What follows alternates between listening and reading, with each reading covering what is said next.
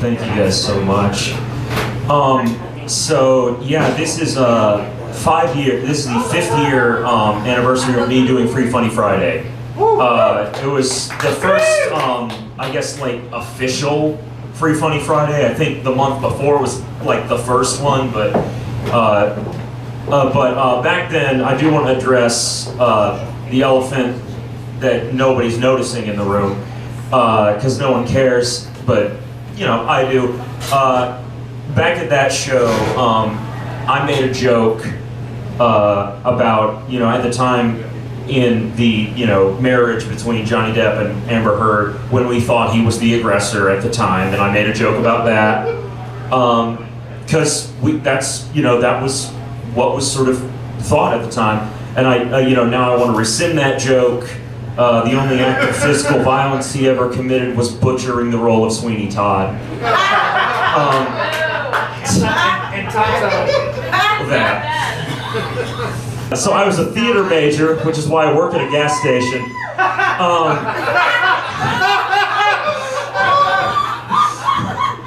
I went to a very conservative Christian college, which was a bad decision.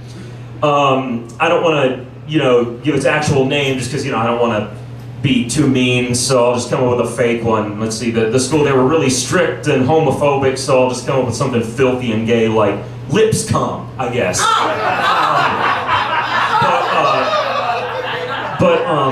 At this school, as a theater major, one thing that I dealt with was there was a lot of sanitizing the shows, and the funniest example to me was they did a production of what is one of the most, you know, critically acclaimed musicals of all time, Les Miserables.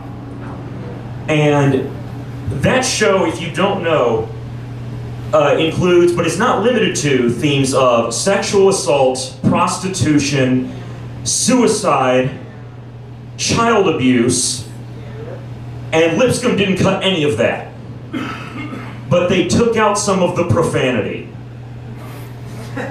That's what they saw as potentially worthy of, maybe audiences might not be okay with that. Give you an example. So there's a scene in which a character named Fantine, who has been essentially forced into prostitution, a man attempts to rape her. And when she fights him off, she calls him a bastard. That was the only part Lipscomb wanted to change. Was the naughty word that she used to describe a rapist. And you know what, I'll say, aptly so. I think it's appropriate to call an attempted rapist a bastard. I think that they've earned that title. That might be a controversial opinion, but you know, I'm not afraid to say that. I think that that's wrong. But just to recap, sexual assault is totally fine. She just shouldn't use any bad words, which really, is there any better representation of the way the Christian right views women anyway? But another example that I found really amusing, there's a couple of characters in the show, Monsieur and Madame Thénardier, if anyone knows the show.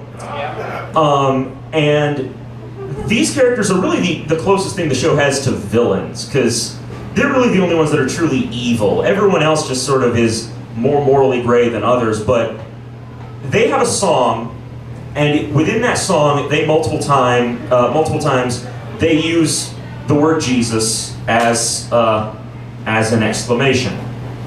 And Lipscomb was not okay with that. But just to add insult to injury, they changed it to Jeepers. Okay, now you've made it a comedy. That word was used by dorks in movies in the 50s. They knew that it was stupid back then. You know what the Thénardiers were doing in the scene directly before this? Abusing a child. And now they're talking like Scooby-Doo characters. So, child abuse and rape, fun for the whole family. Just watch your language. We don't want anyone to be upset. But yeah, that just always...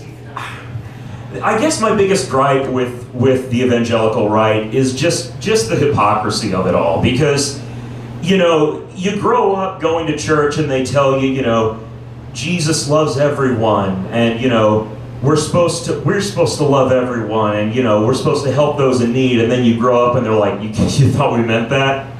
No, of course we didn't. That would be difficult. We might have to make sacrifices for that. Just to sort of cut out, cut the crap.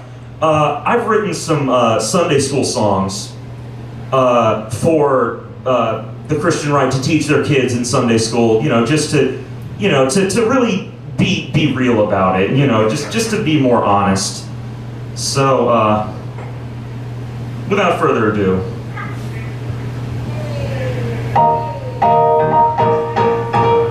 Jesus loves the little children with a couple caveats. Be American and straight, don't be trans or masturbate, and don't ever question anything you're taught. Jesus loves you, this you know, just don't break the status quo. War is good, abortion's bad, feminism makes God mad.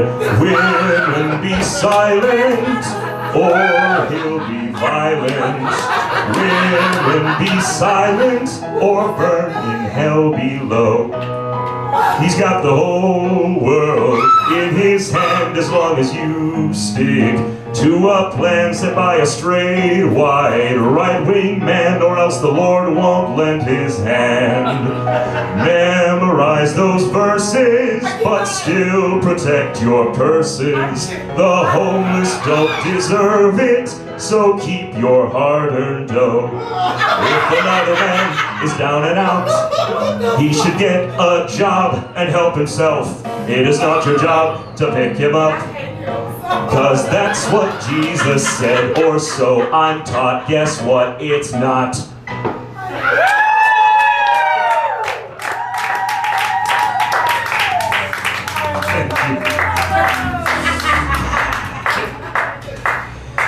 But no, I try to encourage everyone to be open-minded.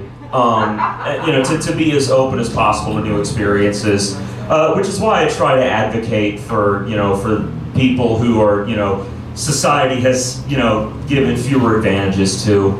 And part of the reason I do that is not only because, I want other people to do so, but to hold myself accountable. Because I know that, I don't know if there is such thing as a perfect ally, but I'm probably not one. And I think we should always be willing to learn and to grow. And so I encourage people, expand your horizons, meet more people. Meet people who are different, who look different, who love differently, who are, are different genders, because it really will help you expand your horizons. Now obviously, it was a little bit easier for me because I do musical theater. So I kind of had queer friends delivered to me. All of them are still alive though, so I can't use them as a prop to justify a blatantly transphobic tirade.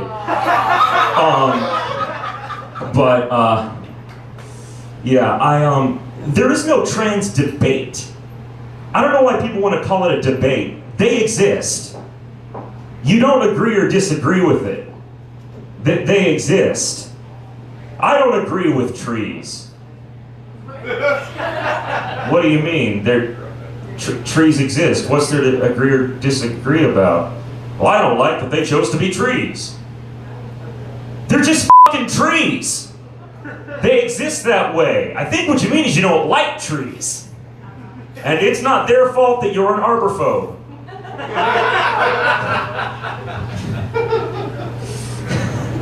You guys hear that Joe Biden farted in front of the Duchess of Cornwall when he went to England? If you don't know this, this is true. Apparently, when he went to the UK, Camilla, the Duchess of Cornwall, said that he passed wind and that it was very noticeable.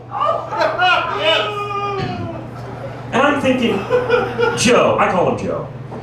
Joe, you don't care about maintaining dignity, man. Own it. Use that shit, man. Make it a talking point if you have to. You know? As some of you probably heard, I recently ripped ass in front of Camilla, which I can only assume is the white version of Kamala. You know, the James to her Jamal. But you know what? That's just how damn excited I am about the Build Back Better plan. I just can't keep it bottled up any longer. And the more I try, the more likely it is it's just gonna come bursting out. And you may not even notice it at first, but just wait. Let it linger. And soon you'll grow to appreciate it. In fact, I think we need to take it a step further. We have to do more than just cut a fart. It's time to cut the shit. No more malarkey. That's right. So I'm 27 now. A lot of people don't believe me because I look like little kid Michael Myers if his voice was dubbed by Harrison Ford. But yeah, so I am an actor, and I'm also a big movie buff. I love like movie trivia. I love, you know, reading weird fun facts and stuff. And again, totally true. I read that apparently Liam Neeson was discovered because he was in a stage production of Mice and Men. Now that doesn't sound unusual, but he was playing Lenny, which is literally the one character I can't imagine him playing in that whole story. I cannot think of Liam Neeson as Lenny. Listen to me very carefully, because the answer to this question may determine whether or not you live or die. Tell me about the rabbits. Tell me about the rabbits, George. Are they going to be fluffy? Will they have plenty of alfalfa? Because if I find out that you're lying to me, I will find them, and I will pet them. Which will kill them. You have to know how to read for that joke, I guess.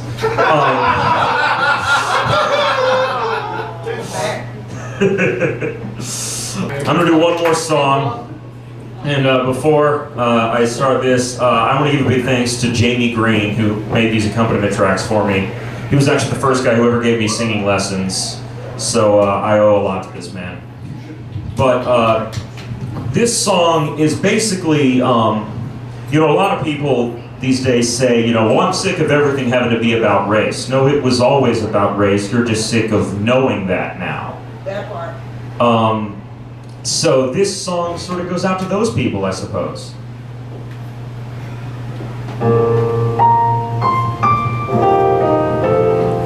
The world's not always nice. Sometimes it's just plain mean.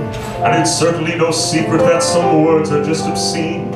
But at least we all agree that it's always impolite to use a certain term if you are white. You can't call black folks the N-word. Hey! You can call them hood or ghetto or assume they're in a gang. That doesn't mean you're racist or you want to see them hang. You can say I'm not a racist, I'm just saying ... As long as you don't call them slurs, a racist you are not. You can give them life in prison for a ticket or a joint. You can tell them all lives matter when that's clearly not their point. You can say they wouldn't have gotten shot if they just obeyed that cop. They're just being oversensitive if they ask you to stop. Key change. You can hide behind the fact that you adopted someone black. You can make their race a fetish when you're giving it a whack. If you say you don't see color, you're completely in the clear. Just make sure you're overly polite whenever they are near. You can claim Confederate states were only fighting for their rights, or even build a statue that commemorates their fights. And although historical documents dispute that any day, you're just celebrating heritage no matter what they say. All these things might sound insensitive, or bigoted, or wrong. Just insist they can't be racist by the virtue of this song. Minorities can only be offended by one trigger, and that's when white people say that word. Yes, even if you don't use a hard R. Thank you so much. I'm Will Lasley. You guys have a great night.